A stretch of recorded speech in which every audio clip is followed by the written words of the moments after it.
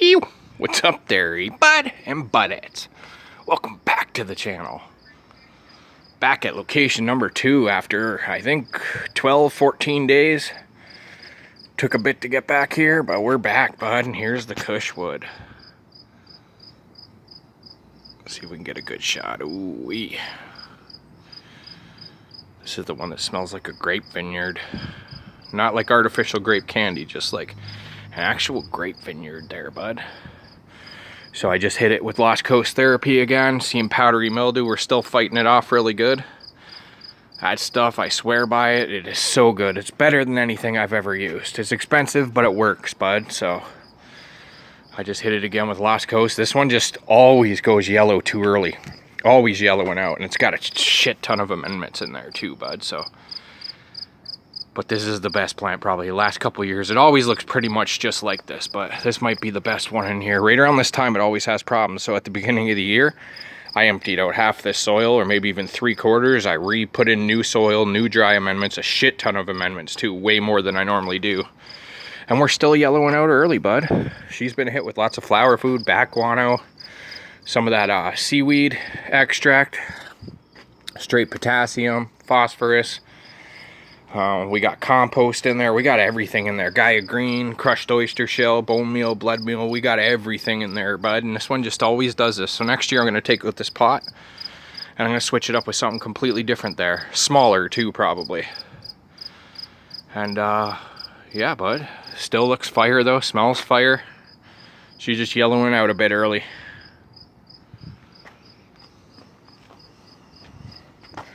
Boom. This is what we're here for though, bud.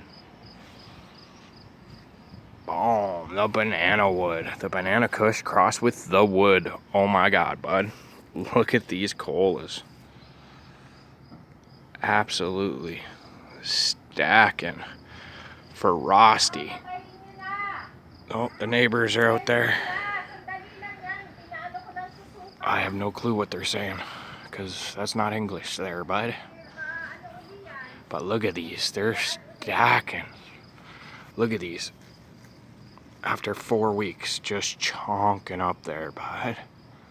Stoked, frosty as fuck. This is gonna be the winner of the year, bud. The banana wood, I know it, I could already tell. Because, yeah, the banana kush that I crossed it with is like one of the best outdoors I've ever grown. And I would say wood's up there in the top, probably 10 or 15 I've ever grown outdoor too. So the cross is just definitely worked out excellent. It has that crazy wood terp from my wood strain, and it also has that funk of the banana kush. But yeah, bud, camera doesn't do justice. So I got out here about 8-9 days ago and threw a net up there, bud. It was that time. Very next day we had a crazy tornado roll through too, like a small little tornado through our city. It was weird. We don't ever get that shit, but yeah, got it up just in time. I'm seeing a little bit of powdery mildew. You can see there's a leaf here or there. I just hit him again with Lost Coast therapy, but I have to go get another bottle. I just had the last little, like this much in the little bottle, so I didn't have much to treat him with, but I gotta get to the grocery store now. And yeah, bud, just chonking up. These colas are crazy. Oh, if you could smell that, bud, climb through the camera there and take a nice whiff, bite a chunk off. Oh, this makes killer rosin and awesome hash too. The hash is kind of greasy, but tell you what, bud, couple rips of that hash in a bong and your eyes won't even open up, bud. And then boom, look at this bitch. The plant of the year, bud, for this location for sure. Maybe even all of them. Just doesn't even do justice. She's about 9.5 feet tall and about, I don't know, I'd say about 7.5 feet wide. The wooden cake, the wood crossed with the wedding cake. And the wood didn't really take much on the terp on this plant. Oh yeah, it just smells like the original wedding cake, but like a bit different. But it's not stacking quite as huge colas and thick as those. But there is a lot of colas on this plant. Try to get a good zoom in here.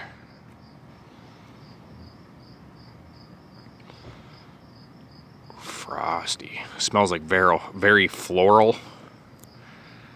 Yeah, like a a grapey floral kind of a smell from it. And yeah, bud, look at how many colas there are. You can't even really see on camera, but it's ridiculous. Nice, I'm stoked. So Lost Coast Therapy has been keeping off the powdery mildew pretty good. I just keep finding random leaves here or there that have it. They probably just weren't sprayed that great when I hit them. Broke my pump sprayer, and now I just got a spray bottle I was using, so it's not working as efficient. I gotta get another pump spray for sure. Just they break so easy. I use them 2 or 3 times and the seals break on them, or they get clogged up and you can't get it unclogged. And that's why when you're always filling your spray bottle, you need legit just clean water with no like particles. And I'm using rainwater, and there's little particles in there so they can clog up your sprayer there, bud. Pretty annoying, but I'm gonna step back so you can just really see these.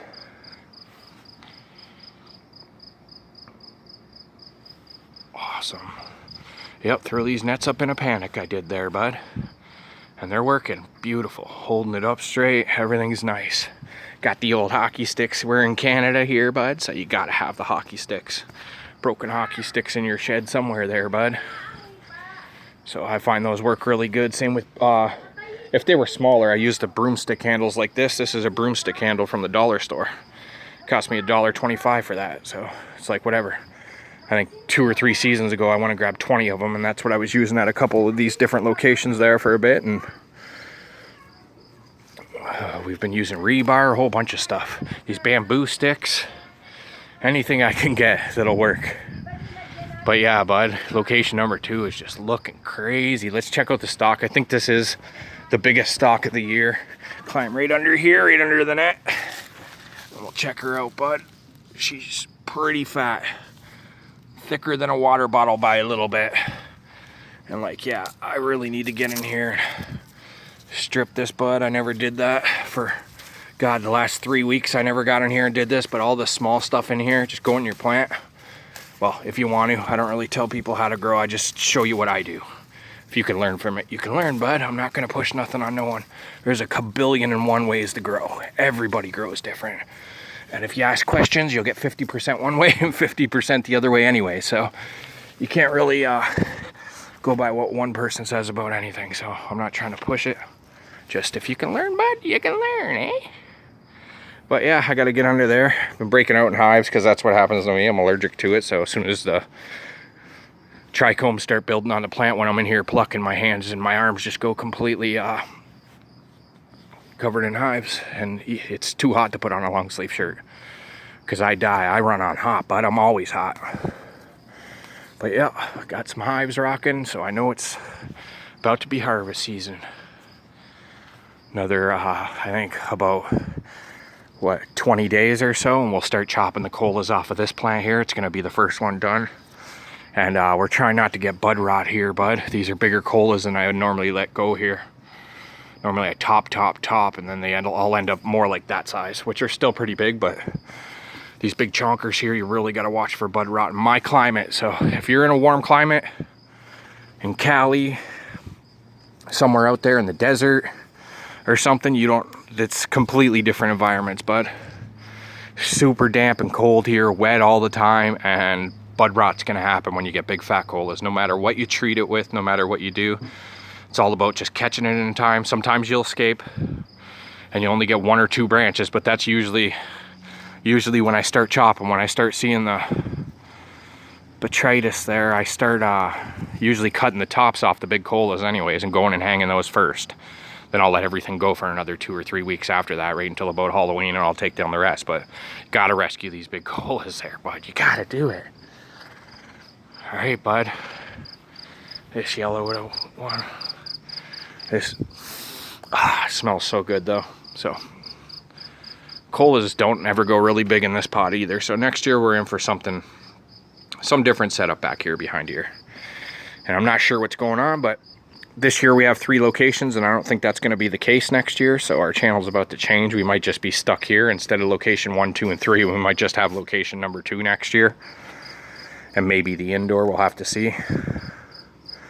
Not completely sure what's going on yet, bud. But it's on other people, not me. I'm down for anything. I'd be down for 10 locations, bud, honestly. But yeah, it's all about getting the right properties to use to grow. Work something out with your friends and family who ain't using their property. It's legal over here. You get 4 plants, so work something out with them in Canada, bud. If you can't grow in your own backyard like me, I do 3 locations, because if one gets ransacked and rippers come and rip your plants at night, which hasn't ever happened to me, especially nowadays, kids don't even smoke flower, they all vape, so it's not like they're out hopping in backyards like we used to be when we were teenagers back in the 90s. Sheesh, I was out in backyards every night looking, bud. Some of you know how that goes.